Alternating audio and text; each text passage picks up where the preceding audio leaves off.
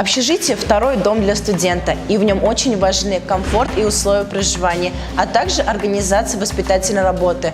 Как же строится работа в пятом общежитии нашего университета, проверила комиссия республиканского конкурса.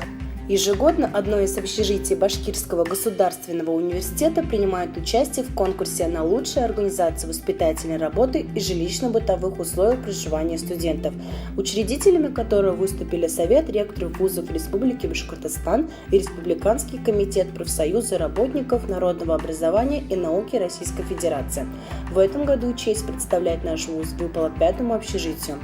Республиканская комиссия оценила внешний облик и внутреннюю инфраструктуру общежития, а также работу студенческого совета. В свою очередь, представители органов самоуправления рассказали, что на протяжении учебного года студенческий совет проводит различные мероприятия, конкурсы, а также организовывают субботники.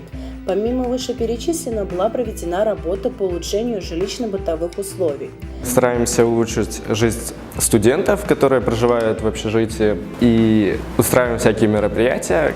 В завершении проверки комиссия отметила чистоту и порядок в комнатах, а также хорошие результаты слаженной работы студенческого совета, правкома БАШГУ и администрации вуза. Вот последний год мы с большим удовольствием отмечаем, что очень меняется в хорошую сторону отношения администрации, ректората к общежитиям, службы созданы новые, которые неформально относятся. И нам всем очень понравился ваш студсовет, ваше общежитие, очень понравилось. Общежитие мне нравится, потому что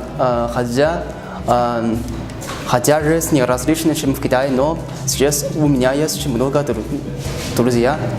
Здесь у нас есть богатые мероприятия. Люблю Уфу. Алия Уразбахтина, Адель Хусаинова, специально для Правком ТВ.